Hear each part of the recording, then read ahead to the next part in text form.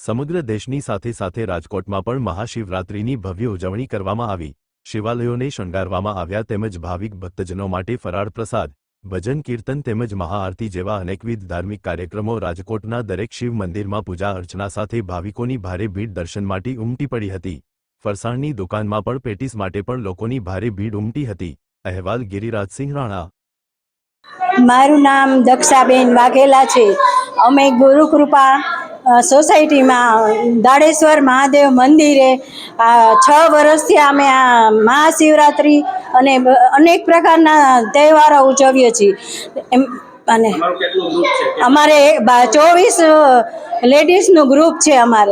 અમે બધા એટલી સેવા કરીએ એમ। હા, 6 વર્ષથી આ કરીએ છીએ અમે। મહાશિવરાત્રિ, કૃષ્ણ જન્મ, 11 અને બધી 12 મહિનાની મહાશિવરાત્રિ અને 12 મહિનાની 11 અમે કરીએ છીએ। રંગીલા સેવા સમિતિના પ્રમુખ શ્રી કાનાભાઈ જસાભાઈ ડાભી મારું નામ છે। અમારી સંસ્થા હસનવાડી સેવાબેમાં આવેલી છે। અવનવા એક પણ કાર્યક્રમ નહીં હોય કે હસનવાડીમાં રંગીલા સેવા સમિતિ નહીં કરતો હોય, કે પછી હનુમાન જયંતિ હોય, વિશ્વકર્મા જયંતિ હોય, કૃષ્ણ જન્મ હોય, ગણેશ મહોત્સવ હોય, નવરાત્રિ હોય। હમણાં 26 તારીખે સરસ મજાનો અમારા ભરવાડ સમાજ દ્વારકા પદયાત્રા જશે।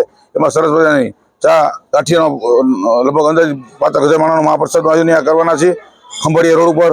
આવનો કાર્યક્રમ કરી છે। 13 તારીખે 13/3 હરિદ્વાર 165 બહેનો લઈને જાઉં છું।